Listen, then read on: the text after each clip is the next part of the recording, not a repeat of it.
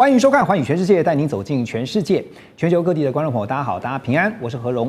两岸大事国际焦点，深度剖析，打开视野。透过 YouTube 收看朋友，请您帮我们按赞、订阅加分享，动动手开启小铃铛。也欢迎您告诉我们在哪个城市打卡收看。当然，欢迎大家多多的发表您的看法。好，来欢迎今天3位来宾。首先是台大政治系教授左正东老师，何荣好，大家好。另外是淡江大学战略研究所副教授林宜佑老师，何荣好，各位观众朋友，大家好。以及台科大机械工程系助理教授黄周润老师。主持人好，各位观众朋友好。好，今天节目一开始，首先带您来关注的就是在这个礼拜大家在看的国际重头戏啊，就是川习会。那么，川普并没有参加 APEC， 而是把最宝贵的时间留给了中国大陆国家主席习近平。虽然说川习会落幕了，但是中美两强背后的角力才正要开始啊！现在斗而不破的1年当中，中美双方会如何各自的出招呢？纽约时报就直接说他们观察到的，他说这不是和平，而是被迫休战。而 CNN 更是直接报道，因为 CNN 是比较偏民主党的了，他们是直接说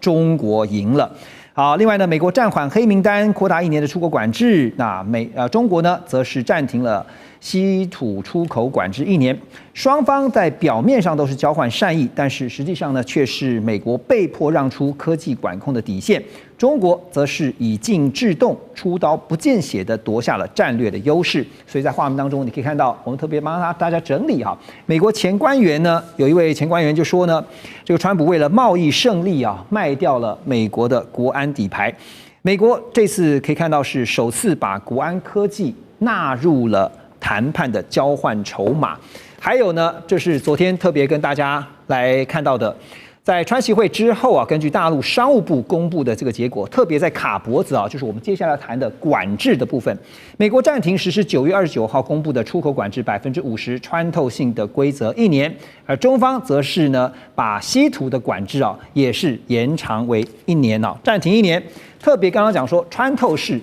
这个美国出口管制是美国先发动50%的穿透式规则。简单来看一下，就是在9月29号所发动的。然后呢，这个主要内容是凡是列为实体清单、军事最终用户清单这些相关制裁清单的实体，或直接与间接持有50%以上股权的子公司，都被列入是出口限制的名单。这个影响的范围非常的广泛。但这次呢，就强调说。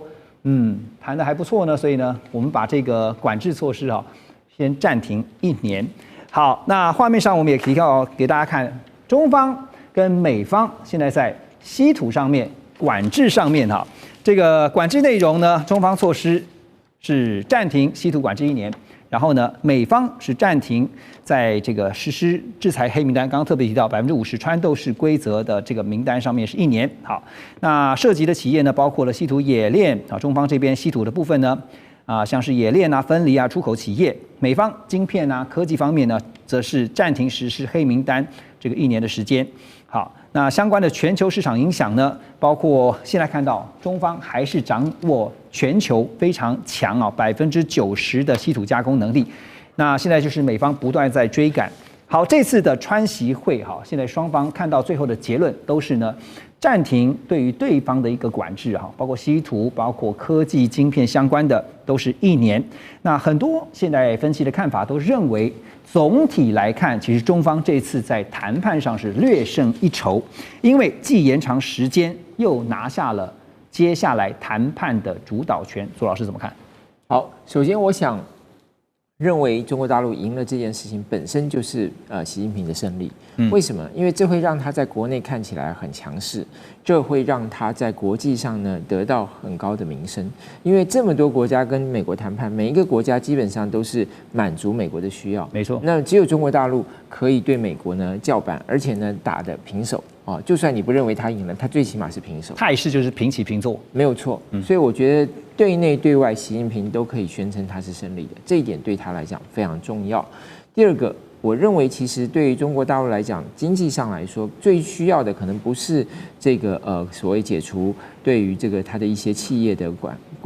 制裁因为他讲到这个企业是过去已经被制裁的企业，他们的子公司、孙公司只要持有50%以上，那么就列入黑名单。现在说把这个推迟1年，可我认为这不是最重要，最重要是什么？最重要是关于芬太尼的这个关税调降了10%。对，而且呢，在这个会后，美国还宣布了，如果芬太尼的这个管制有成效，还会再把剩下的10%都移除。这20%对中国大陆来讲太重要了。为什么？因为这20%或者10%是涵盖所有的中国大陆的出口。那么对于中国大陆来说，它现在最迫切要解决的问题就是青年的失业问题。那这些失业的问题，它其实需要的不只是我们看到这些高大上的尖端科技，它更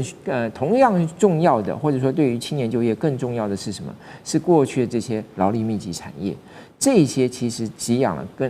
大量的这些就业人口。对，那这些其实中国大陆还是非常有竞争力的啊，在全世界的市场来说，还是可以看到非常多来自中国大陆这一方面的出口。但是在美国，它尤其在圣诞节前。它如果这个关税继续，它就会丢掉了很大的一个这个市场。那现在在圣诞节前、感恩节前，它就恢复了。这个对于它来讲是及时雨啊。所以我认为这个部分其实可能是对中国经济来讲最重要的。就几乎面子里子，几乎在这一次，当然有人说谁赢了面子，谁赢了椅子。可是照目前我们所看到的整个总体分析来看的话，中国不但是赢了面子，又赢了里子哈。那接下来当然美国一定不服气嘛，所以你可以看到说，川普回到国内，在这个飞机上面的时候，他就说自己凭自己的分数哈是打了12分，满分10分呢，这个不会让人意外，因为他向来就是会给自己打很高的分数。但在美中两强，就是老大已经达成了共识之后呢，又听到了美国财长贝森特呢，他又放话表示啊，他说北京犯下真正的错误，因为美国2年内就能够摆脱稀土的依赖，真的吗？啊，根据专家的分析啊，说美国即使启动像是曼哈顿计划级别的资源开发，至少也得5到7年才能够真正完全替代中国大陆的稀土供应。另外呢，中国大陆这边有4400万吨的稀土储藏量，占全球35%到50%，而中方呢控制全球稀土的加工冶炼分离的能力的比重呢，将近90%左右。某些重稀土分离环节，中方更是达到了99%的控制。所以以此来看，美方估计2年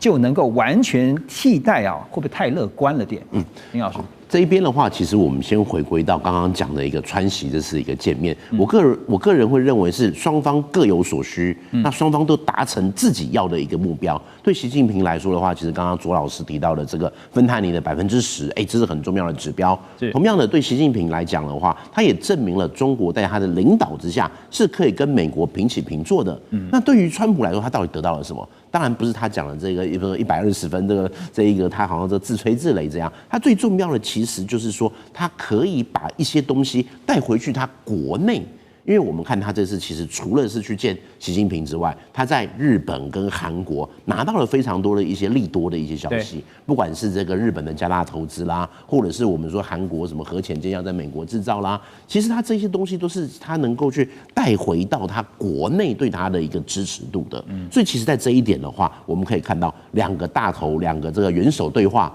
各有所需，那但是在底下的这一边，一定就会开始有很多的一些分析，会认为是说，川普你可能有一点为了贸易胜利卖掉了这个国安底牌啦，就是说他有点丧权入国类似的一个味道啦。可是这边他立刻就用的是什么？同样上谈判桌的贝森特。我个人会认为现在第一个是贝森特来讲，后面可能 Rubio 又要准备出来讲了，就是老大讲的是没问题，我们都很好，他是我的老朋友。可是底下的这一些官员，就是他们要上场的时候，那这一边贝森特他直接就讲说了，可能2年就可以去摆脱这一个美国对中国这个稀土的依赖。但是说实在，2年能不能达到这个东西，不是取决于的东西，倒不是时间，而是你要花多少成本。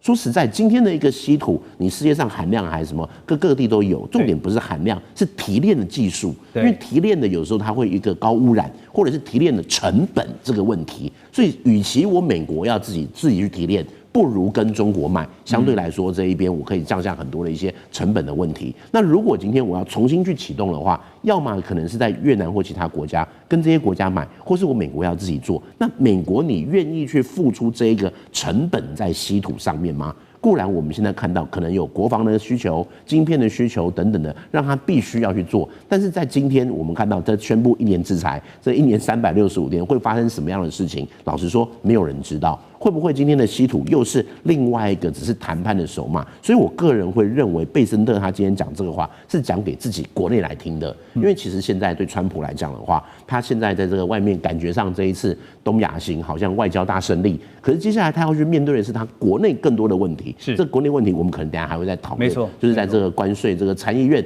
否决了让他一些议案，这些东西其实是现在川普才要去面对的一个问题。所以这时候由贝森特放话，就是希望能够把这个我们讲说在谈判上面的稍微一点弱势拉回来一点点哈，这帮这个老板稍微加回来一点分数哈。所以刚刚林老师也点到一个重点，中美现在比的就是呢，接下来在休兵也好、暂停也好，这1年当中哈，谁能够更快的摆脱对于对方的依赖，谁能够更加的掌握包括科技还有包括矿产的，就是稀土的命脉哈，就会是接下来中美两强对决的胜负关键。好，说到刚才有稀土的部分，接下来是科技的部分哈。那当然，川普也证实啊，因为他被媒体问到，他说是我有跟习近平主席呢谈到了晶片议题，但是并没有涉及最高阶的 Blackwell 晶片，而中方呢先前我们也知道，他是直接拒绝了美国的 H20啊 H20，那后来连 B30A 啊都进不了大陆，无非是在释放出一个信号，就是中国大陆呢不再屈就美国说要卖出来的这些低阶产品啊，这些低阶货。所以有白宫 AI 沙皇之称的萨克斯呢，就直接说，中国大陆目前的态度很清楚，就是要全力扶植华为。但是这2天也听到了，黄仁勋就是辉达的执行长，他特别提到说，他也当然很希望辉达的芯片，比如说像是 Blackwell，能不能够进到中国大陆去贩售？但这一切都是川普决定，川普说了算。所以现在决定权在川普手上。我要问的是，洪老师，你觉得川普会允许 Blackwell 迈进中国大陆吗？这个问题其实挺有意思的。那就如左老师所说，这个其实今天在这个谈判上，到底谁真的赢，谁真的输，更大的是在面子上，习近平他得了一个比较大的一面。那今天如果川普允许了 Blackwell 晶片到中国，其实它最大的程度上分2个层面。第一个层面的问题是，他是不是输了面子？然后呢，如果今天川普他允许 Blackwell 晶片到中国，因为我们知道说，晶片可能3年一个世代，6年又在下一个世代的时候，前面 Hopper 可能什么都淘汰掉了。对，它真的那么的重要吗？不知道。但如果今天你掐着敌人的脖子，中国的研发能力，我不敢说他们特别厉害，但他们有足够的人力，足够的资源，我就跟你硬搞。那在这个程度下，如果川普没有阶段性的去开放这些东西，那对于中国去全力扶植华为来说，无疑是什么？无疑是在养虎为患。这是一个非常严重的问题。那至于说未来美方如果要出口，就是说，害怕他们买来拆解这个问题，这个涉及到整个晶片，其实它整个从它的上下游产业链到水平产业链来说，中国目前有没有办法去囊括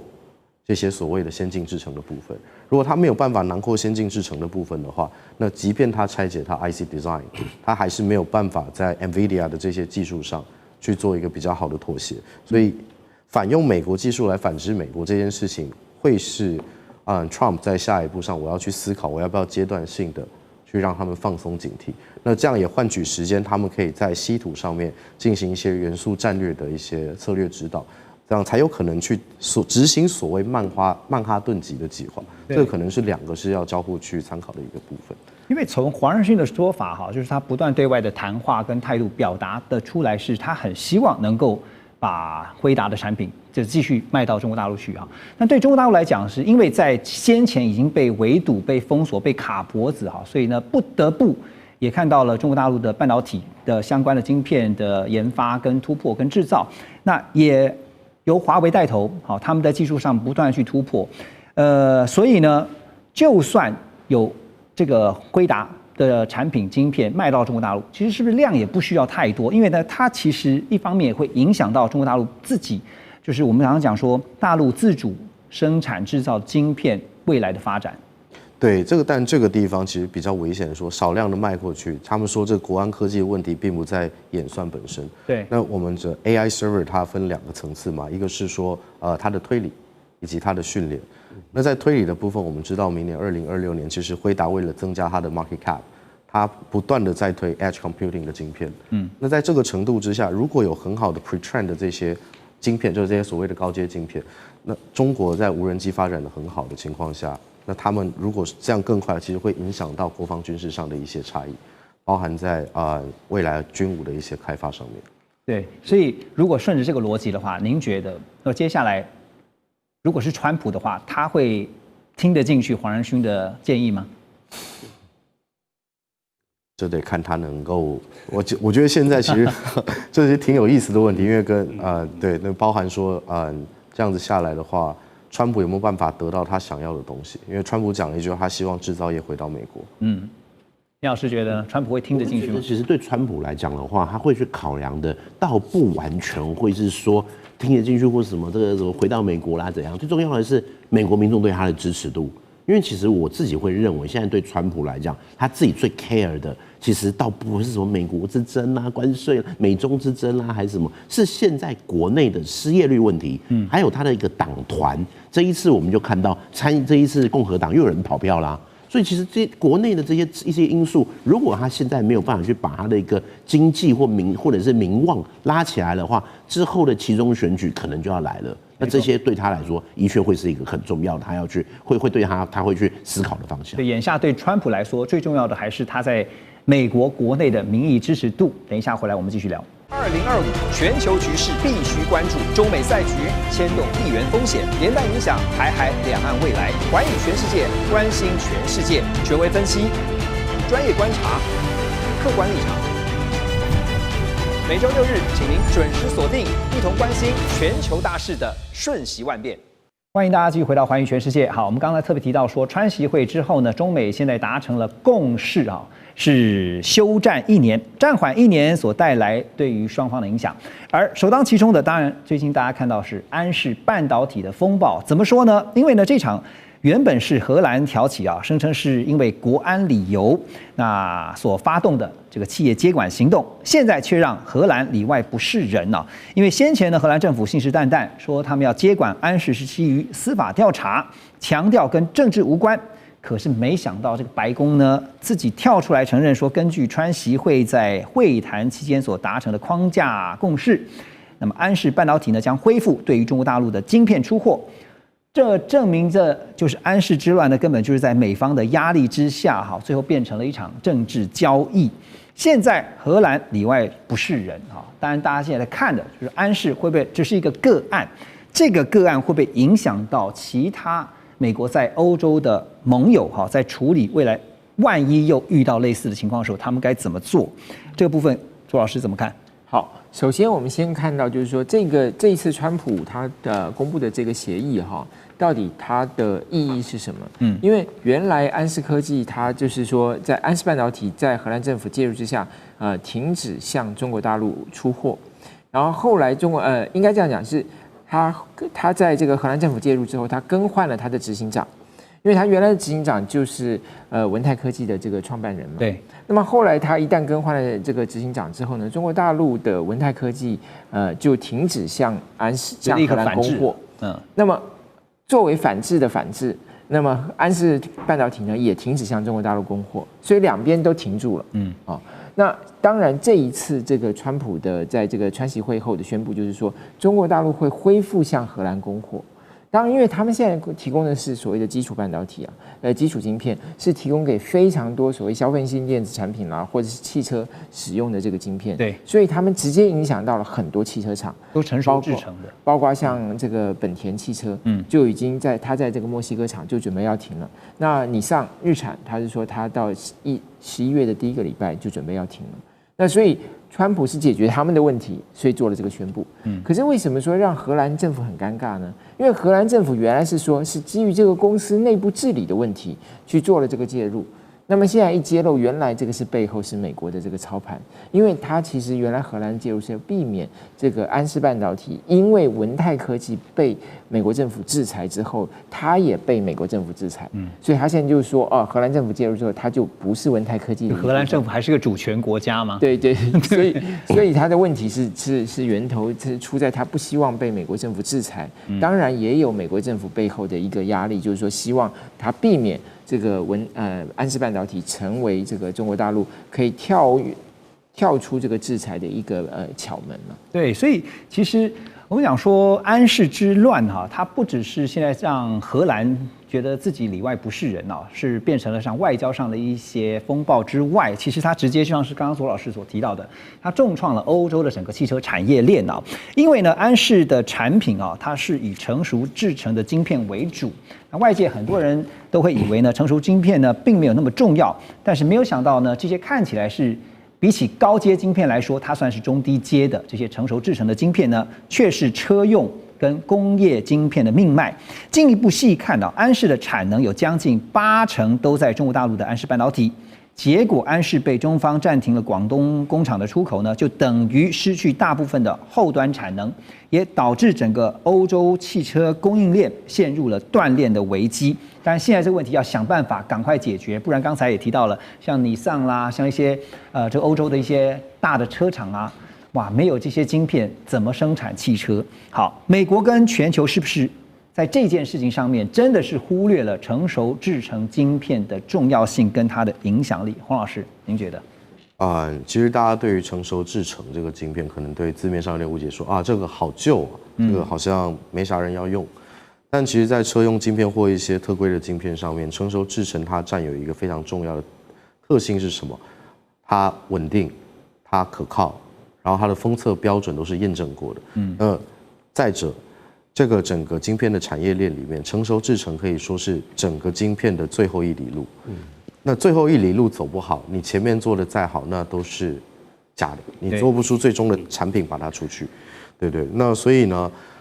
今天不止整个汽车产业链，其实包含其他的控制器等等工业用的晶片，家电也是哈。家电有些也是使用这种成熟制程，因为它成本低嘛，你不可能今天我家电我装个 Blackwell 把它塞进去，对，然后说 AI 用不到那种算力，也没有那个电力，对，所以其实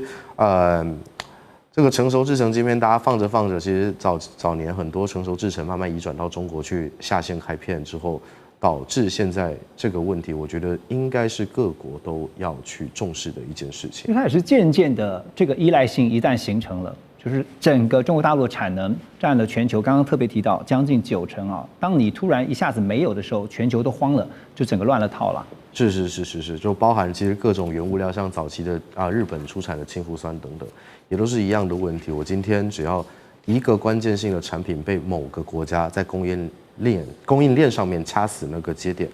都是非常非常危险，才会造成这样的问题。黄老师，那你接下来怎么看哈？就是中国现在我们刚刚讲卡住了80%的后端产能啊，那现在慌的是荷兰，因为他们想办法要解套。现在除了传出说呢，有被要求要恢复前执行长就是张学正的职务之外哈，当然这个美方的压力之下呢，我们也看到荷兰的艾斯摩尔，其实在 EUV 这个部分呢，它的出口是被管制的，甚至是被限制住，没有办法卖给中国大陆哈。所以未来有没有可能变成可能的谈判交换筹码之一呢？我觉得在短期上其实荷兰的解套这件事情，它本身比较复杂，它会升级到整个国际关系上，然后还有整个政治协调的筹码上。但在短期上，可能要做适度的让步去解决这个问题。但实际上，与其说是荷兰政府解套，应该说现在的在于说欧洲汽车同业工会他们如何去表态整件事情。所以未来很明显说，至少中长期从1年半个月后到1年这段时间，他们必须不断的去捞各地剩余的产能，至少先补足他们目前欧洲残存的车用晶片不足的这个问题。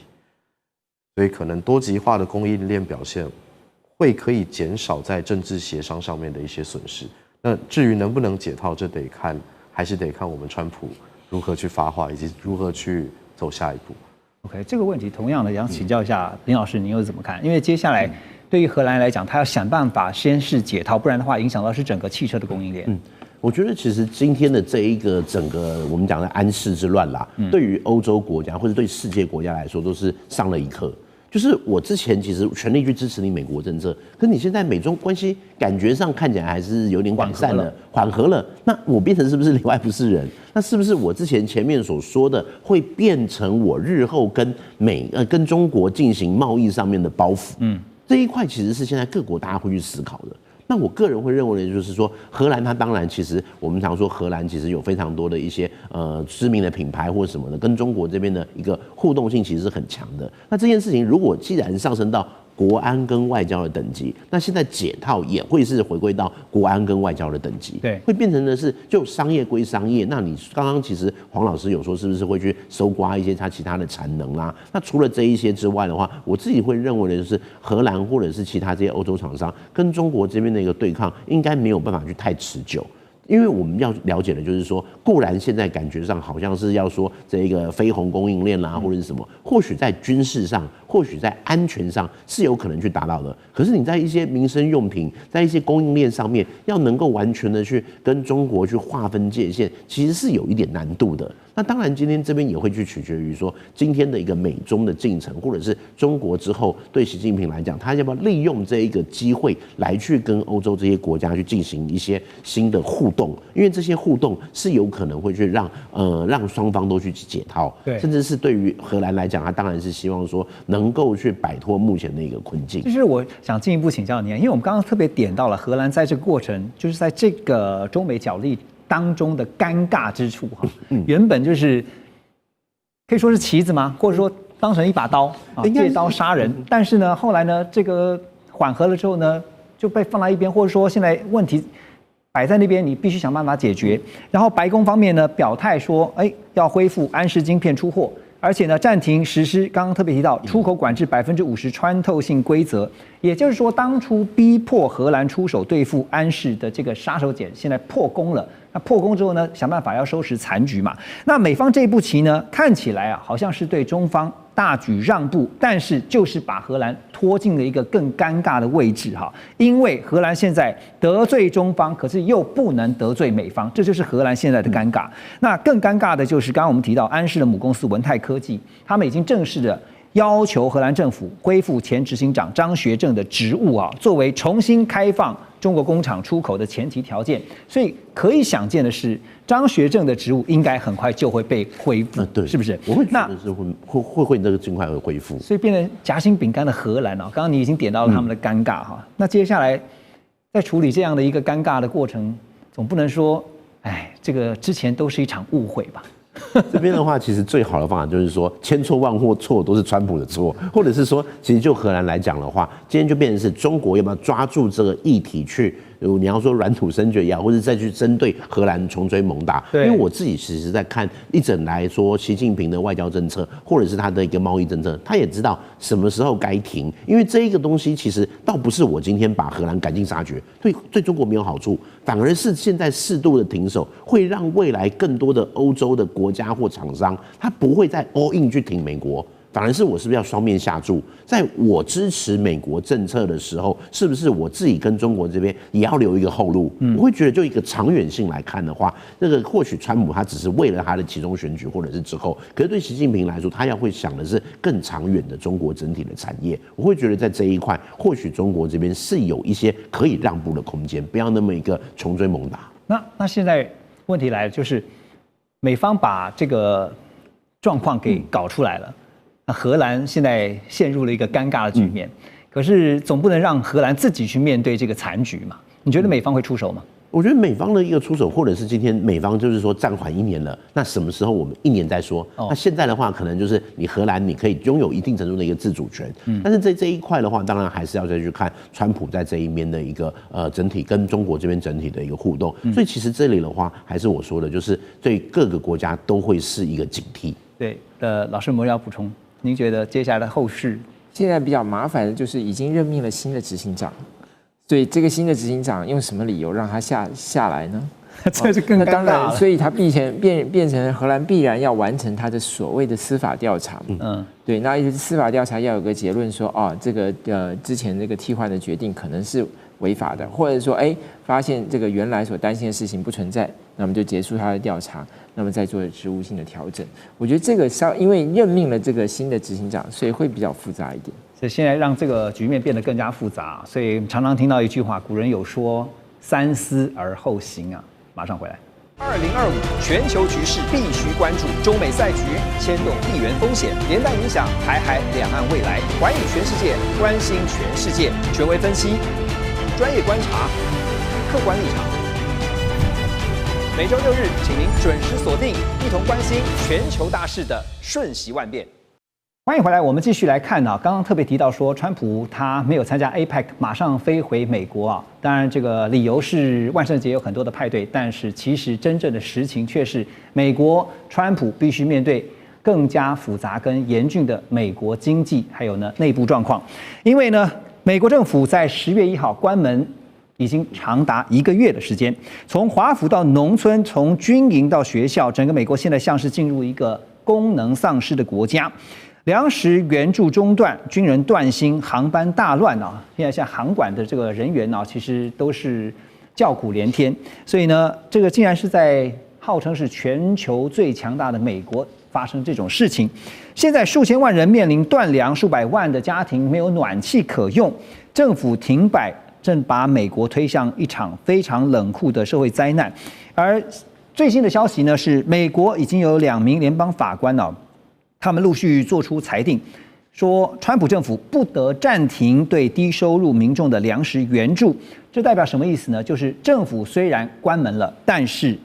这个时候联邦政府依然必须要动用应急基金来维持民生计划的运作，你不能不照顾老百姓啊。BBC 就分析美国政府关门造成的5大这个民生灾难，包括超过4000万人所仰赖的粮食券经费已经在11月1号用完了，600万的低收入家庭将会失去取暖的补助，100万美军被迫无薪上岗，那么联邦员工做功德好几周了都领不到薪水，航班延误成为常态，所以接下来这样下去总不是办法。可是川普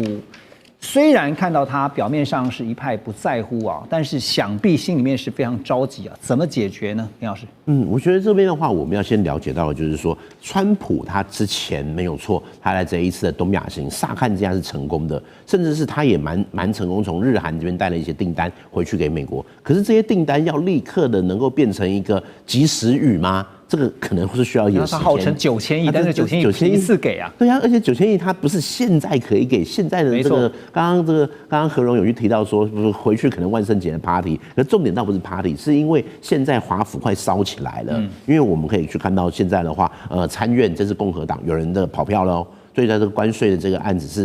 是否决的哦，是支持民主党的哦。对，更不用说在整体的一个总预算这一块，现在的联邦政府关门，它对于美国来说是一个非常大的一件事情。这个不是只是说这个什么这个航管啊，还是什么，讲难听一点，你去参观白宫都不能进去参观，因为它关门了。或者是什么垃圾啊，还是什么，就是有一些整个状况是非常糟的。那为什么会这样？今天最直接的就是今天民主党跟共和党这一边，甚至是共和党有一些人是也不满你川普。好，那为什么会这样子不满呢？对于川普来讲，最重要的还是你的民生问题没有办法去解决。因为其实我们仔细来想，川普从上任到现在，其实还不到1年，怎么感觉好像过了很多年的感觉，度日如年的感觉。可是他今天这一些美国的状况，不是今天一个川普上来就可以去改变。他是从他的一个 COVID-19 之后到这一个到之前拜登到现在整体所呈现的一个问题。那今天这一个问题其实是说，你说川普上来有办法去做这些改变吗？我个人是抱持蛮保留的一个态度啦。那至于今天来看的话，对于川普来讲，或者是我自己去美国，在今年4月的时候有去一趟华府那边，那可能你可能没有办法相信，我去超市想说要买个刮胡泡，因为我去比较久。刮胡泡居然锁在玻璃柜里面，是我要请店员把锁打开，怕零元购，就是怕零元购啊。那如果今天一个在首都里面的超市，而且老实说，那个2块多的一个东西，也不是说很贵的东西，它居然就还要锁在这一个柜子里面，我又不是去买个晶片还是什么显卡之类的，黄金还差不多。对啊，那这一些东西都要锁在那里面呢，就代表怎么样？治安状况、经济状况是非常糟的。那再加上现在的一个政府关门，这一些其实都会对美国造成很大的一个问题。那老实说，之前的一个川普为什么可以当选，就是因为贫富不均，就是因为他希望能够把美国的失业率能够去改善，所以我们看他的外交跟他内部是有连结在一起。但是这个连结要实际的能够去改善美国的问题吗？我个人认为可能还是会需要一段很长的时间。但是这个也给了各国在跟美国打交道的时候，可能会要去思考的就是，不是只有看当面跟川普的交易，是也要想的是他最在意的内部问题会不会去干扰他，或者会去影响他的一个战略。这一块其实也是我们可以去施力的一点。就是美国的经济问题，听到川普不断在强调说用关税就能解决哈，单一工具，然后呢，关税带来的庞大收入啊，一定能够解决像美国现在面临到的一些经济窘迫的问题。可是真正关税的收入能够起到多大的效应呢？现在大家也在看，是不是真的只有一点点而已？好，那除了民生问题呢，我们就来看美国的经济数据啊。根据 Challenger 他们的报告，到今年9月为止，在裁员的部分，美国企业的裁员人数达到94万人，预计到今年年底要突破100万。就连矽谷也成为裁员地狱啊！科技业半年就砍了10万人左右。桥水基金的创办人叫 Ray Dalio， 他就更是表示说，美国有高达60%的劳动者几乎没有生产力，整体经济由最富有的1%的人在支撑运转，整个社会阶层的结构正在崩塌。好，所以现在真的是听起来是蛮吓人的，因为整个社会国家只有1%的人在负责 run 这一个国家的整体结构，这是一个结构性的问题啊。1%的人掌握了生产力，但是60%的人竟然是完全没有生产力，这听起来很吓人。可是这样的一个结构性的危机迫在眉睫，对于美国，对于川普政府来说，他们一定知道怎么解决呢？黄老师，您觉得？其实说这个到底美国社会阶层的这个崩坏或崩解，要不要去解决？我觉得其实从我的角度来看，我不从总经或现在的经济情况来看，我觉得这是一个它不是一个崩解，它是一个整个产业结构转变的一个过程。结构在转型是。我们回到以前来讲说，第2次工业革命的时候，大量的工具机的出现，取代了传统劳动力。那男性的一些员工开始逐渐不被用，当时当然说女性或童工的价格比较低廉嘛，那企业主们他们肯定慢慢的去往这个地方去靠拢，去降低自己的成本。那像现在慢慢进到所谓的 AI 时代，就把自动化更升一级了。对，我们当然目前还没有把它称之为第3次工业革命，但我们可以逐渐看到，包含在加州的地方，Uber 投资的无人自动送餐车已经开始去试行了。那像甚至有些地方用无人机在送餐送药的，那其实也都开始在执行的。那在这种情况下，这是我们定义的底层劳动者嘛？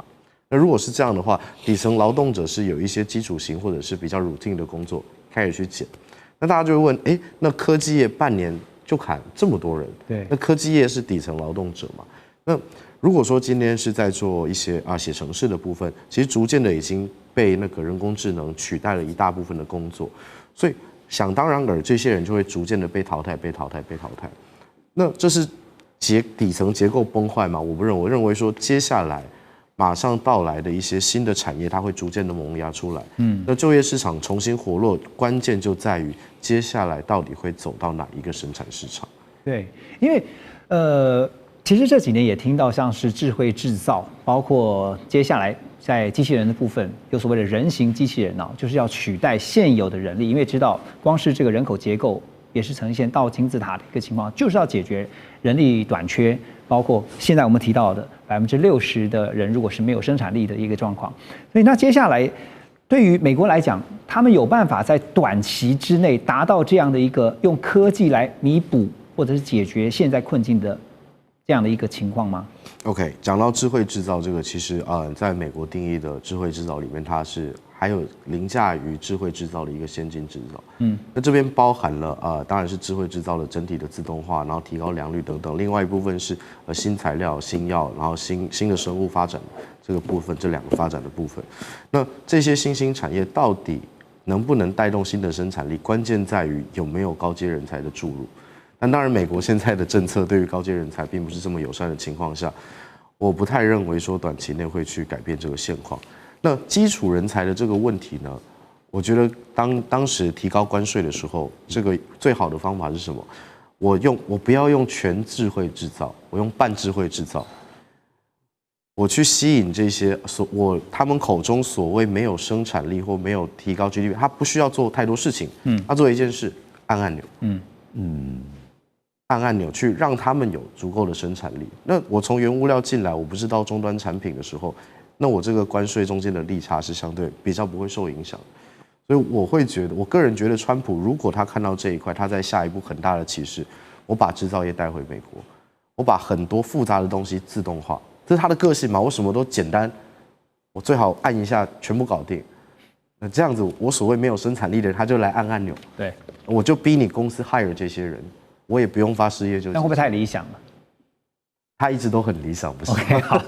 不过现在理想归理想，现实归现实啊。美国的关门风暴持续在演变当中啊。那根据《经济学人》跟 YouGov 的最新民调也显示说，现在就是看，因为刚刚我们也提到了，川普在意的是民意支持度。那现在最新的民调显示，美国民众满意川普施政的数字呢，掉到39%啊，40%都不到，创下川普2.0啊，就重返白宫以来的新低点。另外呢，63%的人明确表示不认可川普对政府的管理。有46%的美国成年民众认为呢，政府停摆的责任就在共和党和川普本人。从这些最新的民调，当然民调是变来变去啊，跟这个民意如流水是一样的。但是我们要问的是，接下来马上就要进入到2026年了。2026美国的期中选举很重要啊，这样对共和党来讲，对川普来讲，不是一个警讯吗？没有错哈。现在大家都会认为说，这个问题就出在川普身上，特别是民主党人，因为原来他们是因为坚持就是说，这个川普的预算大砍，这个对于这个美国健保的，就是所谓的奥巴马健保的这个补贴，会让大家的健保保险费用上升，所以他们反对，以至于造成了这个政府关门。那当时川普的算盘是什么？就是说。你想政府关门谁受害？是这个联邦政府的雇员。这些雇员在哪里？在 DC， 在这个马里兰州，在维吉尼亚州，这些都是民主党的选民。所以他计算就是说，这个关门的结果是伤害了民主党多于伤害共和党。他是想过了。对，所以但是结果现在这么一下来之后，变成什么？变成第一个，变成大家怪了川普，因为。它受影响是整个美国啊，比如像这个航空的这个飞行，就是航管受到影响了，还有很多其他政府常态运作应该会支持的这种民生的部门受到影响，美军这受到影响。当然，现在另外一个问题是什么？民主党也不敢轻易的退啊，因为民主党现在川普说，他如果一旦恢复之后呢，他这个 OMB 啊，就是美国的这个所谓预算管理部门，就白宫的预算管理室要去。这个惩罚那些发动在联邦政府内支持民主党的发动这个背革川普的这些人，所以如果民主党轻易让步的话，到时候这些联邦政府的员工会来怪罪民主党，说你怎么会让步呢？你怎么轻易就让川普是老师这个局面其实也许川普始料未及啊，但是我们都知道川普他擅长交易哈，他弹性很大。我说他弹性很大，那会不会就是迫于他遇到的现实状况？他会做一些调整，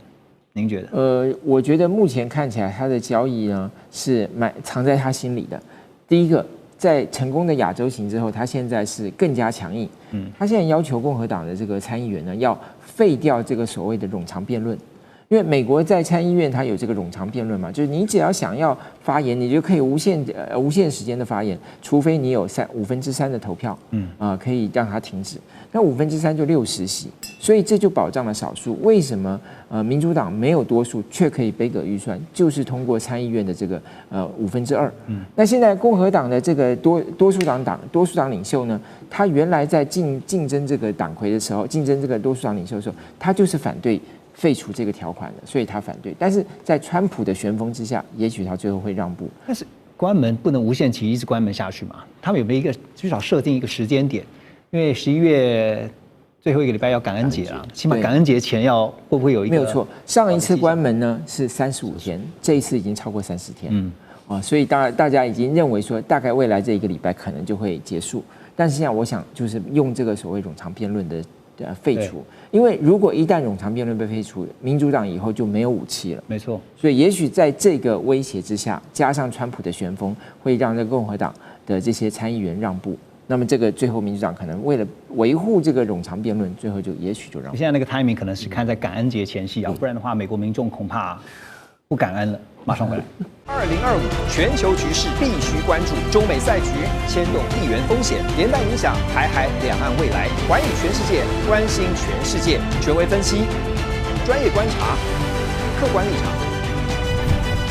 每周6日，请您准时锁定，一同关心全球大事的瞬息万变。欢迎您继续回到《寰宇全世界》。川普现在要担心、要烦恼的，恐怕还有很多事情啊。其中有一个就是美军的航母，因为美国的最新航母福特号，它的电磁弹射系统频频故障，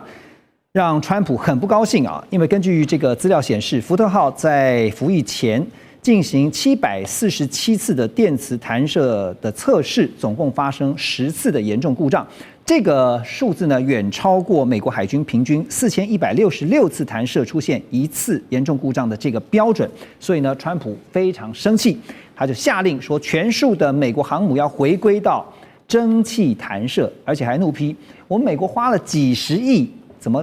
做出这种愚蠢的电动玩意？那这个决定当然立刻也让军方炸锅，连美国军工业都跳出来痛批说，你这样做的话，简直是倒退回冷战时期啊！因为美军的退役上校就指出说，正在建造中的美国航母，如果强行修改，把原本最先进的弹射这个电磁弹射改回到之前的蒸汽弹射，这会导致服役期严重延宕。另外一个频道战区啊也痛批这个决定可能会动摇美国航母更新计划的根基。更严重的是呢，美国唯一的蒸汽弹射零件供应商去年已经宣布停产了，所以到时候真的改回到蒸汽弹射，恐怕最后是无货可修。好，那对照这个美军的航母呢，我们来看中国大陆解放军的这个航母福建舰。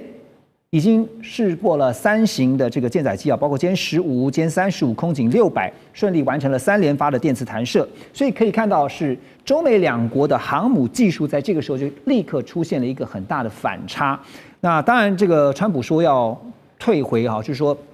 把它改回到原来的蒸汽弹射，也有看法是认为这应该是一个气话哈。这个只是觉得花了那么多的钱，结果呢想不到造出这种玩意儿。那接下来怎么办呢？我们先说，在这个航空母舰的一个起降，基本上有3种方式。一种的话就是类似山东号或辽宁号的那种滑跳式的一个起飞甲板。好，这是这个相对来说是这个冷战时候俄罗斯走的一个技术。那再来的话就是蒸汽弹射，这也是美国目前主流航空母舰，各位经常去听到的什么尼米兹号啦，或者什么乔治华盛顿啊，它采用的就是这种蒸汽弹射机。那这一种的话也是目前的主流。第3种的话就是现代来讲相对来说比较先进的，就是现在在福特舰上面去实验，就这一次川普骂最多的这个电磁弹射，也是在这一个解放军这里的话，福建舰上面他所使用的技术。OK， 好，那为什么这边的话，美国会说要先回去到这一个蒸汽弹射？我个人会认为，川普他其实当然说气话归气话，但是他自己会认为，我现在没有时间去等你这个最高科技的结晶了。我现在要的是先冲量才求值，先求有才求好。因为现在在海面上面，美国海军不一定拥有这么大的一个实力，他或许没有办法在这边完全的去碾压这个解放军，这个基本上是不太可能的。所以说，其实当解放军的一个海上的实力崛起的时候，它的航空母舰是不是我要先求一个稳定成长的技术？所以我会觉得他今天要讲的，倒不是说完全是要去否定了电磁弹射，而是说我要保持蒸汽弹射的技术，让我如果电磁弹射没有那么顺利的话，我这些其他的航空母舰都可以持续去一个使用，或者是去运用这样的一个技术。对。那再讲回来的话，为什么今天电磁弹射会有这样的一个问题？我个人会认为会是在这一个马达的传输效率上面，它其实这个故障不是说这个电磁技术的一个故障，而是在海上试验的时候。因为一艘航空母舰，它的一个配电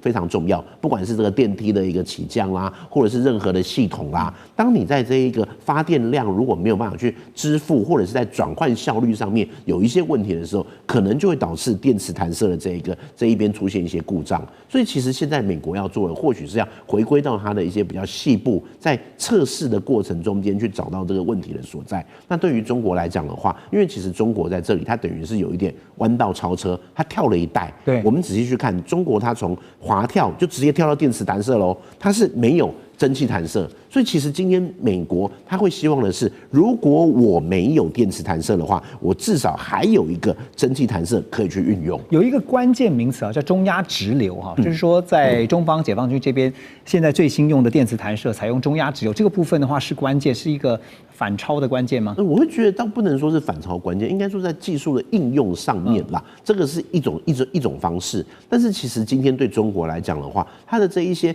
科技高新科技是没有问题，可是其实对中国来讲，它或许在一些基础产业、基础工业上面，比如也会回归到就是在海事的时候，可能还是有一些难关必须要去突破。那这些难关也是为什么现在我们看到福建舰它现在是在南海这一边非常多的一个海事，我会认为的是船开出去已经没有问题了，可是接下来就是它起降的效率。它还有就是在起降的过程中间的一个配电，因为毕竟它不是核能，它还是用传统的一个动力。那传统动力的话，这里就会是在这个电力的配置上面，这一点或许也是接下来我们可以去观察解放军航舰发展的一点。就川普现在想要大力整顿美国的海军，无非也是意识到了美国海军现在在整体海上的作战实力哈。这个原先还唯有强大的优势，但是现在可能已经没有办法跟昔日相比啊。那当然，除了弹射系统之外呢，川普最近还亲自下令啊，他说他要恢复战列舰时代，宣称要打造黄金舰队，用厚重装甲跟巨炮来对抗中国大陆的海上力量。这个新的黄金舰队呢，要纳入大型战舰、小型护卫舰，而且呢配备更强大的远程飞弹。可是呢，就有军事专家啊，就提醒他说，这个军事专家就指出啊，战列舰的缺点非常明显，包括什么航速慢、雷达反射大，很容易成为飞弹的靶标。而现代战争早就进入了无人化、高机动、远程制导的时代，更何况啊，这些重型反舰导弹的出现，让依靠这种重装甲的战列舰根本无法抵抗，只要集中一发就有机会因此瘫痪。所以言下之意，连军事专家都觉得，川普所提到战列舰也好，要打造黄金舰队，其实川普很喜欢黄金啊。你看这次去韩国有一个黄金王冠，然后呢，在美国要打造一个金穹，什么都是金哈。那但是这个黄金舰队，或者说我们现在先讲战列舰，真的适合现在的战场现态吗？周老师，